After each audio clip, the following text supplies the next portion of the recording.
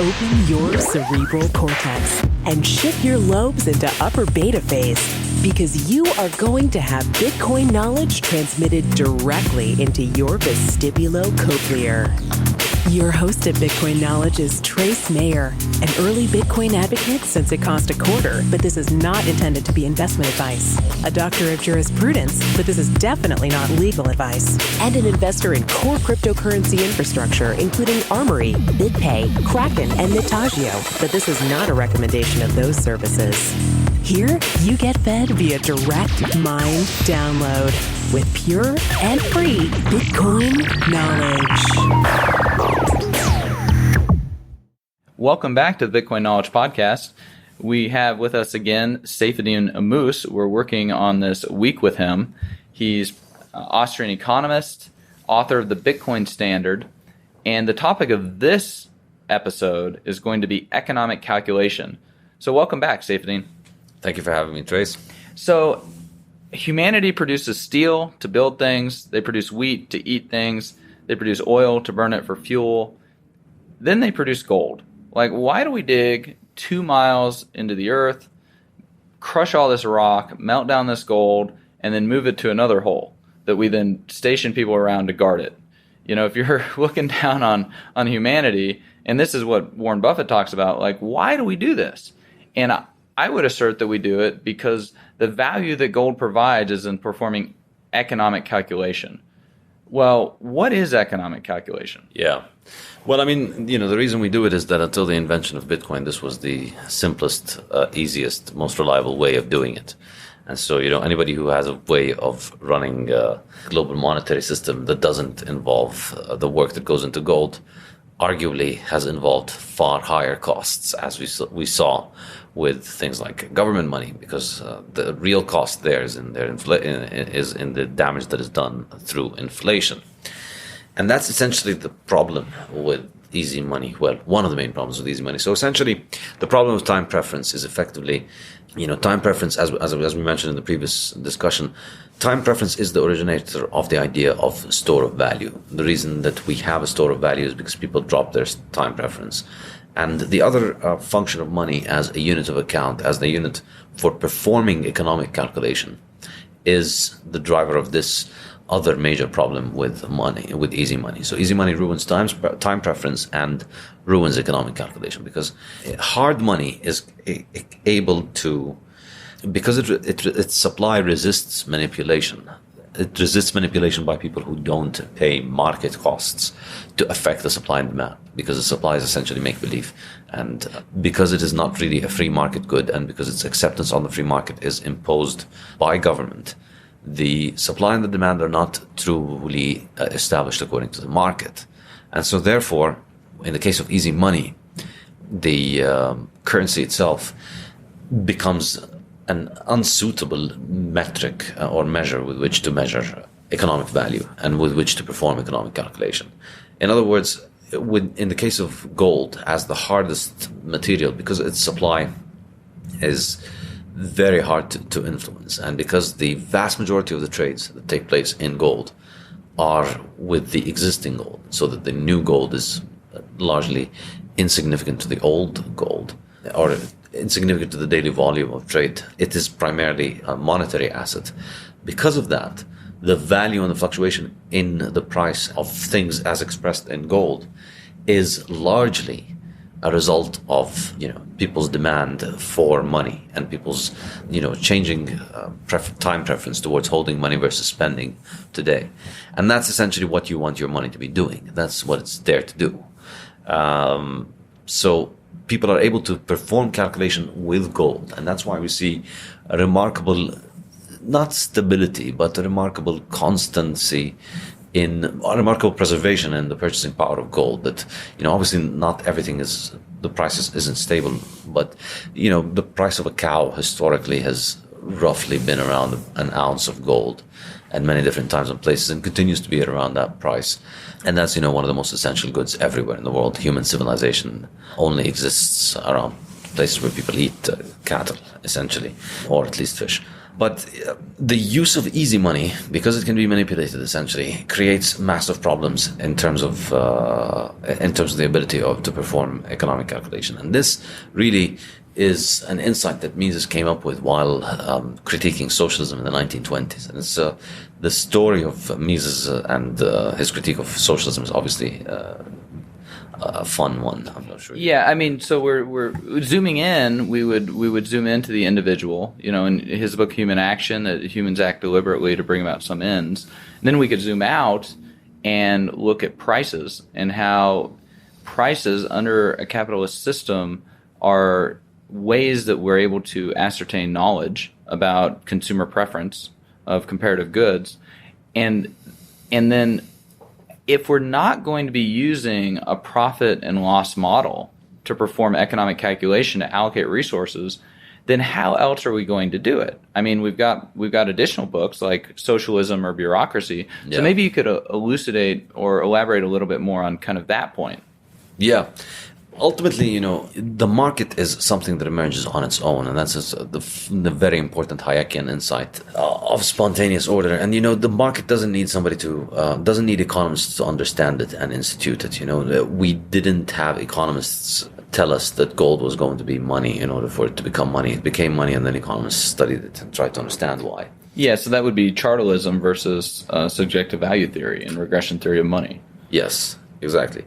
And so the ability to perform, for anyone to be able to make any kind of economic decision, they need to make calculation. They need to compare, the apples versus the oranges, the number of apples you can buy versus how many oranges you can sell.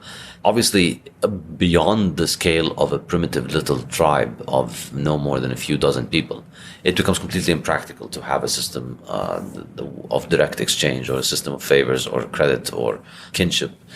It becomes essential that you have an impersonal ledger technology that allows you to just keep store of the value that you receive from others without having to continue to keep track of it in many different forms and shapes. So, the medium of exchange emerges as this one common thing in which all transactions are denominated. And the advantage of that is that, it is one price for every good rather than having an infinite array of prices for each permutations. Exactly. Like what's the gold to butter ratio? What's the butter to egg ratio? What's the egg to cattle ratio? What's the cattle to butter ratio? That would just be unwieldy, and it would raise the cost of performing economic calculation because you'd have to think about stuff more, and then that would cause kind of like sand in the ball bearings of the economy. So. The story of humanity's progress is largely a story of their ability to do accounting, right? I mean, that's what you're asserting, whether it's Yapstones or gold or double entry bookkeeping or math. Well, we have to take math and apply it into an accounting system. I mean, we can't do an accounting system without math. Yeah. So, now that we had the Medici and with double entry bookkeeping, and then that led to, T accounts and capital formation and corporate governance. Well, now with Bitcoin, we've got the first practical implementation of triple entry bookkeeping because we've got a debit, a credit, and then we have a confirmation in the blockchain. And this is going to cause more accurate settlement of prices across multiple firms, right? And so how do you kind of, which the gold standard would kind of naturally do, but because they screwed that up so bad, we have this bifurcation between price and value. So when we're looking at trying to figure out this knowledge problem in order to perform economic calculation, why is it so important for us to have this sound hard money in order to do that? Essentially, the key idea, the importance is that market forces themselves determine the value and the interest rate, rather than these things being determined through central command. At a very simple level, the issue is, the same reason that the Russians today have potato, but they didn't have potato 40 years ago. Yeah, the price of a sausage is 1 ruble, but there's no sausage. Exactly. Right? So when we have the Federal Reserve setting the price of eggs economy-wide, like an egg board would do, right? So they're setting the price of money or interest rates. What exactly is happening? Like, what knowledge does the interest rate try to impart Yeah, it's only arguably the most important price in the economy. It is the price of capital, and capital is a big deal, as we may have discussed once or twice before. Capital is essentially what separates us from barbarism as animals in a jungle. It's what allows us to improve our lives, to build on previous generations. Capital is physical and also non-physical. Like education, ideas, understandings, processes, all of this type of stuff, law. Yeah, exactly. All of these things, really, I think a good way to stop feeling entitled is to just remind yourself that, when you were born, this was an entire planet that had been going on for many thousands of years of human civilization, at least last several dozen thousands of years, leading up to developing all these languages and technologies and machines and roads and infrastructure and airplanes and cars. And calculus and astronomy and you chemistry. Haven't had to do anything to come into this world that has all of this stuff already pre-built, ready for you to use, So the world's already done enough for you, just if you exist. This capital process, the accumulation of capital, is the capital market in terms of the goods themselves that make up the capital market, like the machines, is to an extent a free market in that, there's less intervention in the market for the machines. But capital in the financial sense, as the financial resources that people invest in different places, that is a market that is essentially centrally planned. What happens with that? Because, we have the business cycle, and so interest rates are regulating production over time. So when we have the centralized egg board setting the price of eggs across an entire country or the entire world, in the case of a world reserve settlement currency, what's happening and what types of desirable or I would say undesirable effects are resulting from this? Yeah, the main one is that there's a distortion in the price for capital. So therefore, people will save less because the interest rates usually they bring them down too much. Arguably, they have sometimes had them too high, but nobody really knows whether it's too high, it's too low. The problem is that there's no actually too high or too low. There's no right answer. The correct answer is for there to be a market process. The correct answer is not for there to be just continuous a Politburo. Yeah, a Politburo that tries to get the right price. A Ph.D. standard. Exactly. How about we have 7 billion people decide the interest rate standard instead of a couple people on a board that are, insulated from political ramifications. Yeah. And so essentially manipulating that price is distorting the capital market. It distorts the capital market towards having less savings, therefore less capital available. And also making interest rates lower makes long-term projects look more profitable than they actually are. And so you end up with people making erroneous calculations about long-term projects, imagining that they would be able to be profitable in the long run, thinking they have enough capital to make these plans, but they don't actually have enough capital because people aren't saving because the central bank said interest rates should be low. So this discrepancy between saving and investment is essentially made up for through inflation. So the central bank creates that money that is filling the gap between savings and investment. And as a result of that, we end up with essentially the business cycle. That's what Austrian business cycle theory explains. And so essentially the business cycle and recessions and unemployment are just a consequence of easy money. Right, and then we actually get increases in the amplitudes of the business cycles as a result of the central bank intervention. And as Mises has told us, there's no way to avoid the final crack-up boom. Why is that? Why is there no way to avoid this? Can't we be saved by the Egg Bureau? No, unfortunately. We can be saved by the Egg Bureau if they stop being an Egg Bureau and they leave the market for eggs to the people who own the chickens and the people who want to eat the eggs and just let them figure it out on their own. Same thing with capital.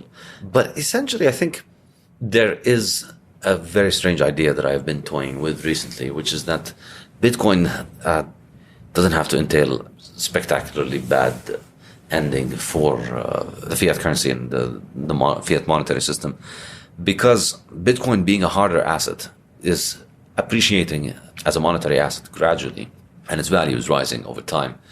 And that's just a genuine market process where market value is being created because people are believing in this thing and putting value into it. And essentially that is going to eat up the value of the other currencies that are being used as money. But by eating up that value, it's going to also eat up the debt, because all of these currencies are debt. And so on the one hand, people are going to want to hold fewer dollars. If the world continues to move more and more towards Bitcoin, it's true that the world will want to hold fewer dollars and more Bitcoin. And so people extrapolate from that, thinking only of the demand side. They extrapolate that this would mean that we end up with cheaper dollars and the price of dollars collapse. But if you look at examples of hyperinflation, hyperinflation is always a phenomenon of an increase in supply. It's not a collapse in demand. There's no way that the demand in Venezuela collapsed to a millionth of where it was a few years ago. And that's what caused hyperinflation. It's the supply going up. But that does kind of kickstart it off when you have this loss of confidence, like with the Reichmark. It was the loss of confidence coupled with the previous increase in supply. It caused people to start wanting to get rid of their Reichmarks faster because they began to lose confidence in them. So it's when that velocity speeds up and people don't want to hold it anymore. It's that lack of demand from a hodler of last resort, basically. Yeah, it's true. However, I think the flip side to this is that in a monetary system where money creation happens from credit creation, in that kind of monetary system, as the flip side of people wanting to hold more dollars and fewer Bitcoin is that people are going to start accumulating capital and savings in Bitcoin, and they're going to start getting out of debt in dollars. And so as people start getting out of debt in dollars, the creation of dollars declines.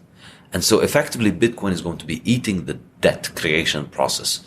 And it could essentially eat it in an orderly way that basically just, unwinds, gently unpacks the house of cards that is the global fiat system, taking the cards apart and putting them back in the deck safely without the thing falling apart and causing any victims. Yeah, I've kind of asserted it can act like a release valve. And so we don't have to have this big, giant, massive collapse. It just organically boils up one by one as people move to a harder, sounder money.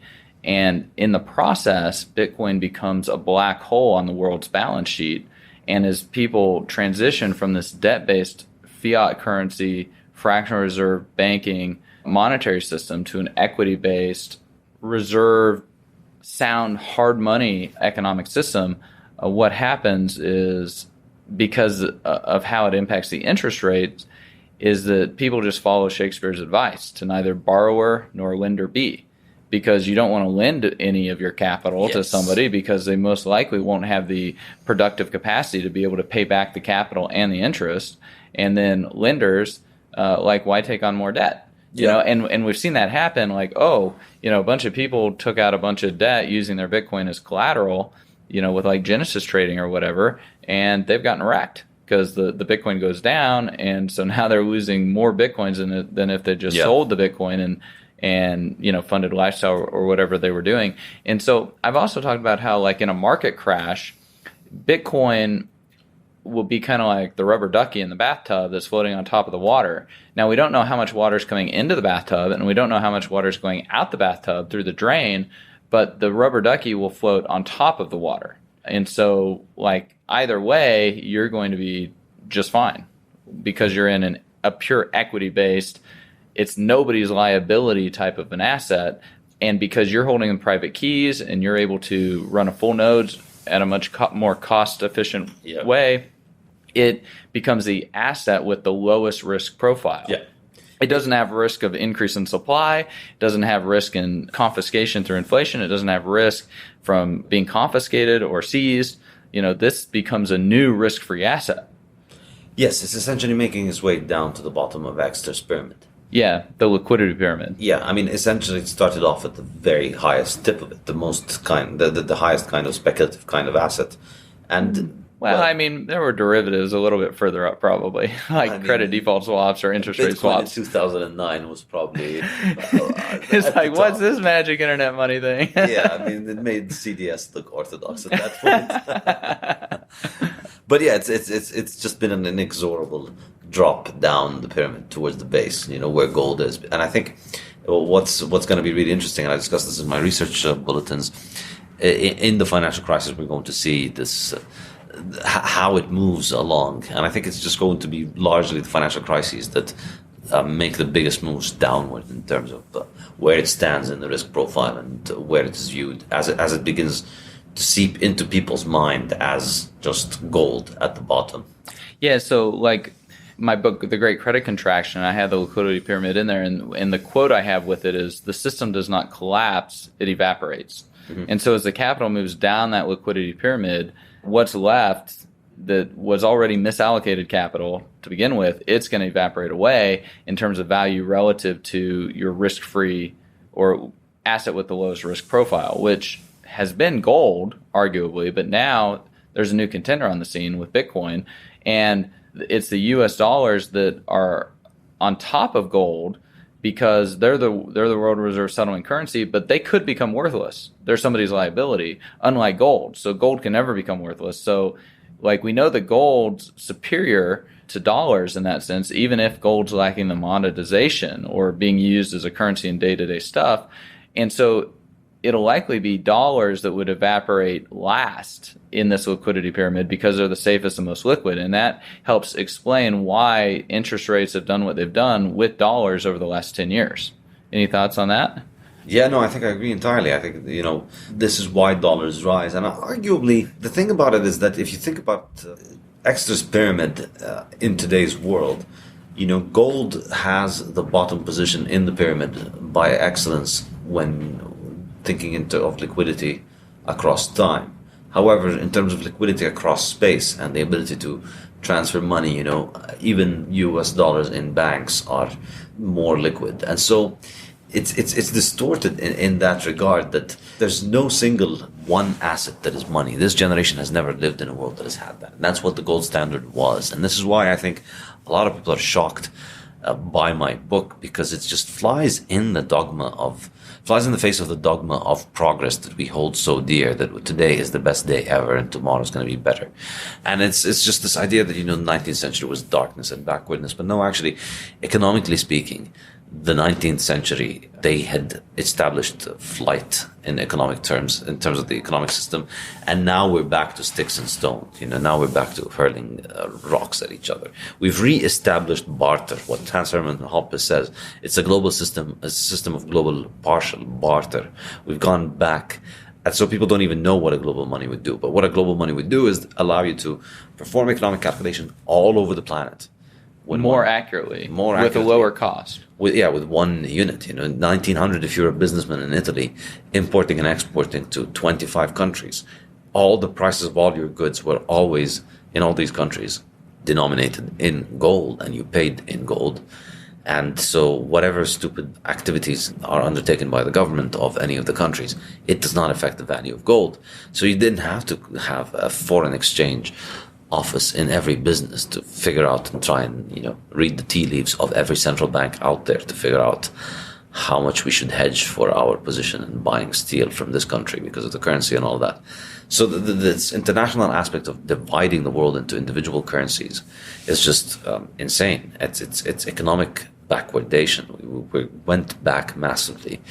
And effectively, as we were mentioning earlier, the political and economic and the decline that Barzoon talks about, and in terms of the economic institutions, in monetary institutions as well, I think that also applies. The one place where it does not apply is obviously in technology, because technology, by its very nature, is just always adding on. Although, arguably, and we didn't get into this in great detail when we were discussing Barzoon in the 19th century and time preference, but when thinking of entrepreneurship and capital accumulation, the other aspect of hard money is that individuals, as you were saying, they wouldn't be saving. They would be saving more, they would be spending less, and they would be borrowing less, and there would be far less credit going around. And so you'd end up with a whole bunch of people that have a bunch of capital. And that was the world of 1900. People forget this aspect of it. It was a world of small businesses. And when you look at all the stuff the amazing things that came out of the world around that period, they came out of small business owners and tinkerers in little shops, tinkering and playing around and coming up with things. It wasn't giant corporations or science labs or government that invented flight. It was two bike shop owners who were just out on a weekend trying to make this work.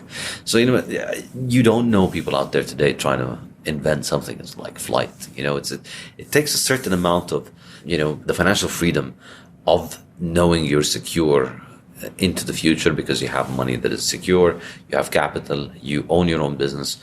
That kind of, burden of daily survival being removed from your shoulder is, I think, a huge help to allow, is a huge step forward to allow people to be creative because they have their own capital. They're not distracted. Yeah, they're not distracted mentally and also, economically. They have an idea about flight. They can actually go and get a bunch of machines and try things. And pursue it. And pursue it. And you think about people today, because of this credit system, because of the distortion of the economic calculation, the credit system leads to effectively nobody being able to accumulate their own capital. And capital is instead handed down on us from above, from the central planners. And the central planners, assign it to people based on political expedience and political points. And people, essentially end up performing make-work rituals in offices in order to justify earning more and more of this money. That's just the distortion of economic calculation. And in that kind of system, people don't own capital. They end up working in an office. They never are able to save enough to have financial security for a few years. And so their scope for creativity is very limited. It's vastly constrained. It's vastly constrained, and instead, the life lives towards consumption rather than creation. It's a life where you work all day, and you're doing something senseless that doesn't mean anything to you. It's not working for something that you own. It's not working for something that you're really passionate about. That you're passionate about. Purpose with. That you can pass on to your children. Instead of owning a business, you own tiny little chunks of stocks in various different businesses, and you own some, commodities, and you own some government debt and some debt for various countries all over the world. It's pretty insane that people own these things rather than owning their own businesses, and having the freedom to tinker and live their own lives. But it's very hard for small businesses to compete against big capital. Right. When Isaac Newton had developed the gold standard, it laid the foundation for just an explosion of a golden age where, and then go west to America where you could homestead your own land, be given 160 acres or whatever. So, with all of this, the 20th century was just a decade of shadows and horror, World War II and all of this mess. With Bitcoin coming on the scene, is this perhaps a rising sun? What type of a future is it going to look like into the 21st century and perhaps the 22nd and the 23rd and the 24th century having this type of hard, strict, sound money, assuming it's able to stay around? Yeah.